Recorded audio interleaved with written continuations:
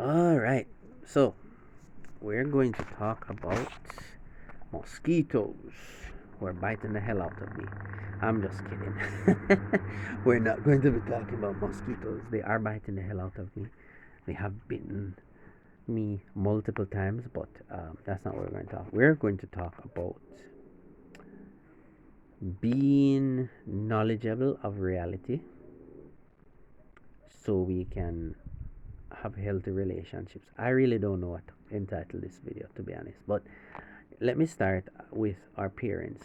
Um, there's a couple of videos I've seen, number of posts I've seen on Instagram that say, like let's say 10 things to do before you're dead or something. And one of them is always, forgive your parents for their shortcomings, because really our parents, they never taught us. Yeah, it's late. Yeah. They never, many of them, most of them never taught us about relationship. Most parents, they really don't teach children about relationships. I mean, oftentimes it's the more crude fathers who will, especially if they're not with the mother, they'll sit their son down and say, son, these women are not angels. Or they'll even say, these women are wicked. You have to look out for them. Some will even say women are evil. Now, the thing is, when they're saying these things, oftentimes they're not saying all women are evil, but they're trying to get you to understand that women are not angels. And if your parents don't tell you, you're going to believe the next biggest influence in your life. The biggest influence in your life should be your parents. Uh, we like to say that friends are the second biggest or the biggest influence, but I will tell you, those subtle things we see on TV and social media are potent. The Disney fairy tales, the movies, um, the anime. In fact, that's for another video. Need to talk about that too. But we are told that women are this way or that way by the things we watch, and our parents are not telling us the truth. So, like for instance, we have been indoctrinated for years to think that what we do, how we perform, can change the way how a woman feels about us. Stupidity, horrible advice, lies. What you do will never let a woman, it will never make a woman feel more positively about you. All right, let me say, let's say you meet this girl, you like her, um, you find out that she's going to university, and you say okay, and you start dating her, but she doesn't really like you, but she goes out on the dates with you, and you're working a good job, so you're like, okay, I'll help you with your school fee. It's late. It's like doing some work, and now it's trying to. I was trying to squeeze these videos in to my schedule. It's 2:30 a.m. Anyway, um, you decide to help her pay her school fee, and you're covering half her tuition every semester, and that goes on for about 2 years because she was in year two. At the end of that time, it's highly likely that she's going to leave you and go find some other dude. Yeah, because what you did has no bearing on how she feels. Now, what is subtle and has influenced our brains, and the reason why I know it is so is because evolutionarily, throughout time, before media was so popular, before TV or plays, let me say plays, go as far back as plays, because Back in those days when people used to hunt, plays weren't a form of entertainment. But plays, it started with plays and the theater and all that stuff, and then moving pictures just took it on. We are told that the hero gets the girl in the end. Why does the hero get the girl? Because the hero performs an act of heroism. He saves her from the villain. He he's most times he saves her from something. Now here's the thing. You may not be fighting in an evil king, you may not be slaying a dragon, but you are saving women in today's world, paying her school fee. Um, I don't know, she gets kicked out from her parents and you take her in. Um, you know, any number of things. Just think about she gets pregnant. Like these dudes who the baby's in her belly still and you're like, oh, I've loved this girl for so many years, and you know he marries her while she's pregnant with another man's child, or he charms her or tries to charm her all throughout the pregnancy or even after the child is born, but he tries to win her over and he takes her in, marries her, and takes care of her child. It will not work. You're playing a hero. Now the heroic thing is, as these shame tactics people do, is like he's stepping up and taking on another man's responsibility. Quite heroic, but it will not work. We were told these lies in these stories. The dude slays the dragon, my hero. Women don't care about those things. If you were Superman, in fact, you see those lies? Lois Lane loves Superman because he's always saving her. Lies. How many husbands have saved their wives?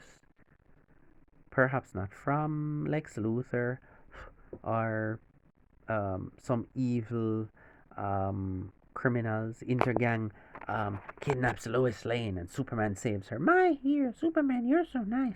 I love you. No, that, no. Lies.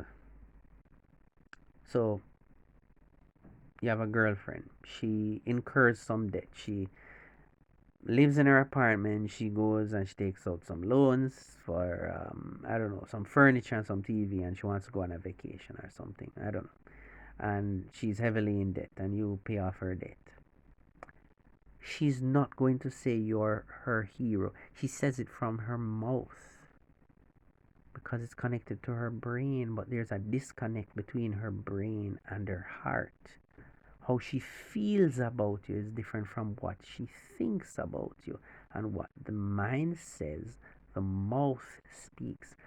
Oh, I love you. You're such an amazing man. She says that from her brain, but what she feels many times is even discussed. So, men have to learn and understand that what you have done will never, what you have done in the past does not have a bearing on the present, and what you plan to do in the future will not make her fall in love with you. You know, it's interesting, mosquitoes. It's interesting. This I remember this movie I watched. It was a Bollywood movie called it's really referred to. It's really called Heaven, but in I think it was Hindi. I'm not sure. It, Janat, I think it's pronounced, but it really means heaven, right? And the thing is, this guy, he was like dead broke, small time crook, meets this girl, falls in love with her. Um, she doesn't really like him, but she'll just not run him away. But he ends up, all right. I'm just a small time crook, so he goes deeper in the underworld, becomes a big arms dealer, makes lots of money, and charms her and wins her over, and she marries him. But the thing is, in reality, a woman will fall for you because you have the money, but how she feels about you. So she's thinking, and she's like, oh, the money. Yeah, that's good. Yeah, and he can provide for me. But how she feels about you is not love. She never loved you. She never had feelings for you. Doing these amazing things will not make her like you even more or like you any at all. So she may not even be on the mosquitoes. She may not even be on the path to liking you.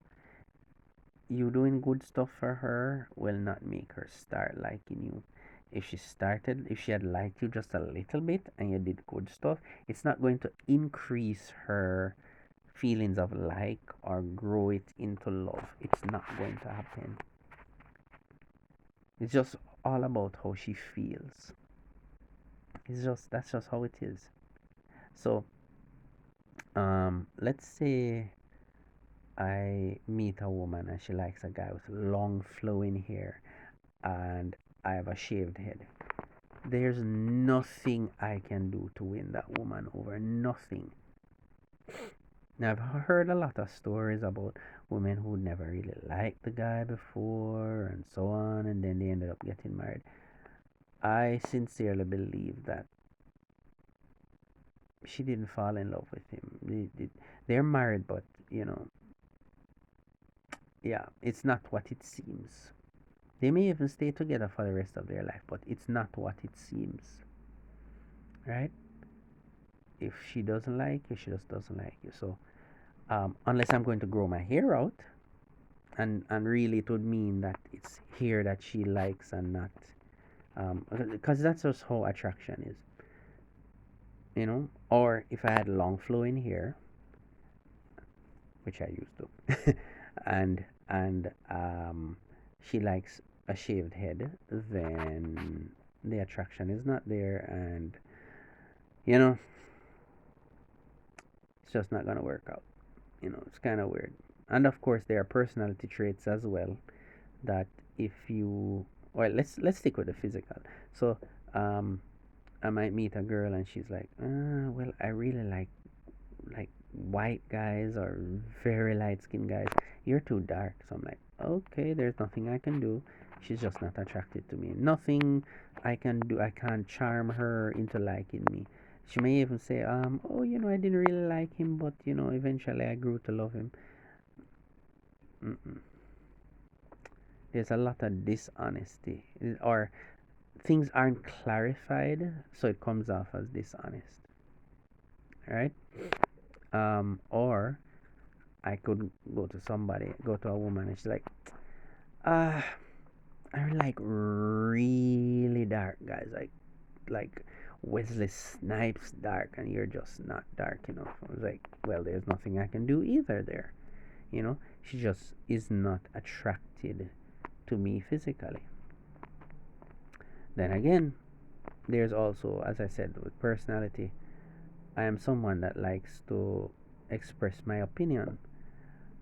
It probably makes me weird, but I've embraced that weirdness. Why try and change yourself? If I was not somebody who likes to express my opinion, I would not be making this video.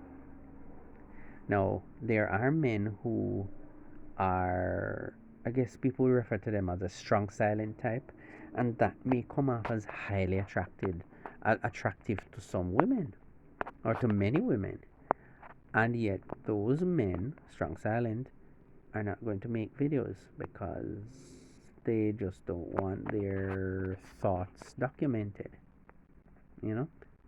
So, will you change yourself to suit others?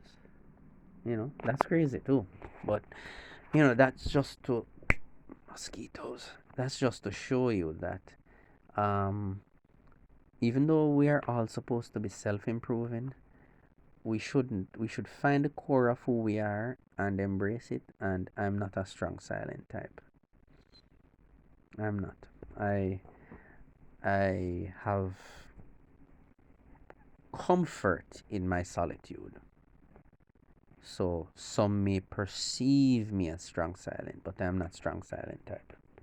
I enjoy my solitude. So while I'm very sociable, I have no problem being in my own presence quiet, being alone, because I enjoy my own company, right?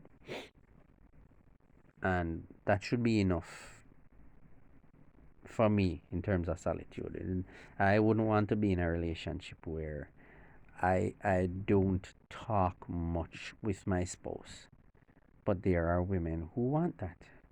They find that highly attractive. I don't want a man that really talks to me. Okay. So I'm not attractive enough for you because you want a strong silent type. And if I'm angry about something you did wrong, I want to tell you. And you want a strong silent type who doesn't tell you. So, you know. Now, mind you, most women are going to tell you what I call lies, but I think, as I said, it's because there's a disconnect. In their heart, they want something, and in their minds, they want another. So their mouth says, I want a sensitive guy. No, sorry, that's wrong. I want a man that tells me how he feels so we can communicate. So their brain tells them that. Yeah, I like when you communicate. So if he's angry, don't bottle it up. Tell me you're angry and tell me why you're angry. And we talk about it, and we see where we can make the corrections and have a healthy relationship. But their heart wants strong silent type, right? They want strong silent type in their heart because that's where the fluttering and the chemistry and all that crap comes from, right? And when strong silent type, starts slapping you across your face, because he's been bottling things up, he doesn't want to. He chooses not to express himself. Then you say men are horrible and so on and so forth. But you chose strong silent type. Or perhaps he doesn't react. He just soaks it up, keeps it inside, and maybe that's just who he is. Maybe he's an outlier. Or sometimes he bottles it up and he just goes and just cheats on you because he's pissed off with all your crap. But rather than express it because of whatever reasons why he was socialized a certain way, he just bottles it up and he just acts on it. He doesn't seek a solution. That's what you asked for. Yep, you wanted strong silent type, so And as I can say, um, if everybody's truthful, we know that most women, if they're really honest, if their mind and their hearts have that connection, they really want strong silent type because it comes off as strong, I guess, right? I think that's why. Um, I will say I could be in the presence of people and don't talk to them. It comes off as strong silent type. And I personally think this whole strong silent type thing is a fallacy, right? Because people see it as a show of strength. And I could be working on something great and I'm totally quiet because I'm focusing on what I'm doing. And in your mind, it comes off as strong silent. That's so stupid. Stupid. Anyway, I guess those are just the things that arouse the feelings inside of a woman. you know? So I guess, and some men may even change themselves and say, okay, I'll just be in this relationship and just don't talk to this woman, you know? And then, of course, there's the whole messed up thing where familiarity starts causing women to be disrespectful. Because you know that whole statement, right? That old phrase, familiarity breeds contempt, right? And when men realize this now, they're like, okay, I'll prefer to have a long distance relationship because I hardly see this woman. But then again, she may cheat on you because she hardly sees you. But if she sees you too much, you are too frequent. You get taken for granted, you know. You become annoying, and so you try to retract some of your attention, but you retract too much attention, She feels lonely and she feels justified in cheating. Retracts. Not enough attention, you're still smothering her. It's kind of weird, but that's just how it is. All right, guys. So drop me one of these. All right. Mm-hmm. Give me a thumbs up and subscribe so you can get more of these types of videos. Okay. Peace out.